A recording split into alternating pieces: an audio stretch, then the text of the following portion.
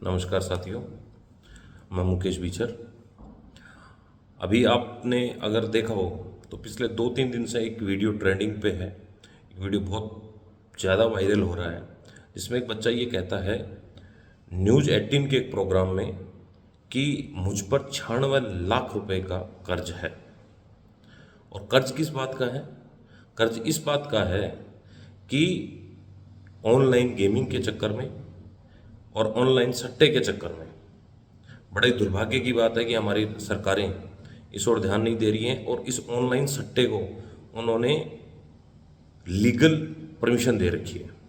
और legal permission तो दे रखी है, उसके हिसाब से बहुत बड़ी बात यह है कि हमारे जिन लोगों को, जिन स्टार लोगों को, जिन बड़ी सेलिब्रिटीज़ को हमारा युवा अपना आदर्श मानता है, चाहे वो क्रिकेटर्स हों, चाहे वो अभिनेता हों, अभिनेता या अभिनेत्रियां हों, वो इनका प्रचार करते हैं। बड़े दुर्भाग्य की बात है।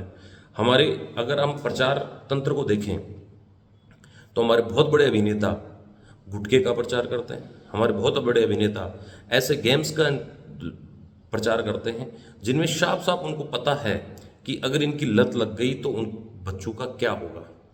और यही फिर कहने को क्या कहते हैं कि हम कोई जोर ज़बरदस्ती थोड़ी कर रहे हैं, लेकिन वास्तविकता है कि एक माहौल क्रिएट होता है और उस माहौल की बदौलत आप अपने आसपास में देखिए कितने ऐसे लोग हैं जिन्होंने इस ऑनलाइन गेमिंग और सट्टे के चक्कर में अपना घर बर्बाद कर दिया है।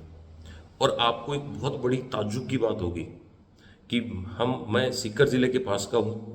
सीकर ज़िले में और सीकर शहर में अभी ये इस तरीके से फैल रहा है ये ऑनलाइन गेमिंग और ये सट्टा कि शायद मेरे हिसाब से बहुत सारे बच्चे इसकी जद में आ चुके हैं। अभिभावकों को बहुत ज़्यादा इस चीज़ के लिए सजग रहने की ज़रूरत है। लगातार उनके सोशल मीडिया अकाउंट और उनके बैंक अकाउंट को चेक करने की ज़रूरत है, क्योंकि ये जो ऑनलाइन जो सिस्टम है कि पैसा कहाँ से आ रहा है, कहाँ जा रहा है।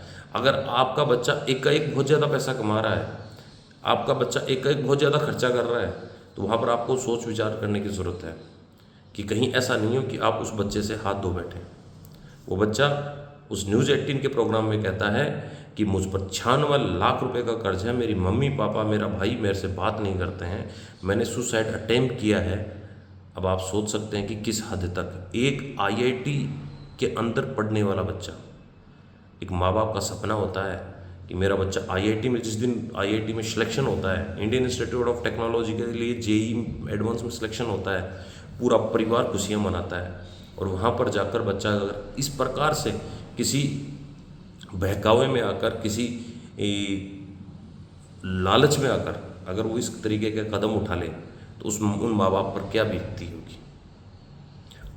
ये बहुत बड़ा मुद्दा है कि ये जो ऑनलाइन गेमिंग है या फिर ये ऑनलाइन जो सट्टे हैं कि आप टीम बनाइए, आप 1 करोड़ जीत सकते हो, आप 5 करोड़ जीत सकते हो, फिर उसमें लालच दिया जाता है, उसमें दिखाया जाता है कि अरे इनका प्रचार कौन कर रहा है। अभी अगर मेरा जो सबसे फेवरेट क्रिकेटर हो, चाहे मेरा फेवरेट एक्टर हो, वो अगर कुछ कहेगा तो उस पर तो विश्वास करेंगे। आप किस पर विश्वास करेंगे? सबसे बड़ी बात है भाई, आप ये ऐड क्यों करवाते हैं? ये लोग ऐड इसीलिए तो करवाते हैं, बड़े बड़े लोगों से ऐड इसीलिए तो करवाते हैं कि उनकी बातों को मानकर उन एक्टर या उन क्रिकेटर्स या उन प्लेयर्स को वो इतना पैसा किस लिए देते हैं ऐड करने के? वो इसीलिए तो देते हैं कि उनकी बातों पर जनता विश्वास करे। और जनता विश्वास करके अगर युवा पीढ़ी, आपको पता है किशोरावस्था और युवावस्था एक ऐसी स्थिति होती है, उस अवस्था में लोग अपने माँ बाप की नहीं सुनते।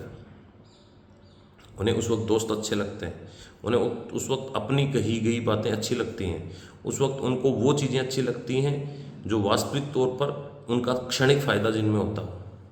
क्योंकि उन्हें ये सपने दिखाए जाते हैं कि यार बहुत जल्दी स्कॉर्पियो आएगी, बहुत जल्दी फॉर्चूनर आएगी, बहुत जल्दी थार आएगी, बहुत जल्दी क्रेटा आएगी। ये सब सपने होते हैं और इन सपनों के बीच में वो वहीं रुक के रह जाते हैं। तो ये बहुत बड़ी बात है आपको इस ऑनलाइन गेमिंग और इस ऑनलाइन सट्टे के बारे में। और सबसे बड़ी बात है सरकारों को इस बारे में सोचना चाहिए कि क्या इनका प्रचार उन लोगों द्वारा होने दिया जाना चाहिए जिन लोगों पर हिंदुस्तान पूरा ट्रस्ट करता है।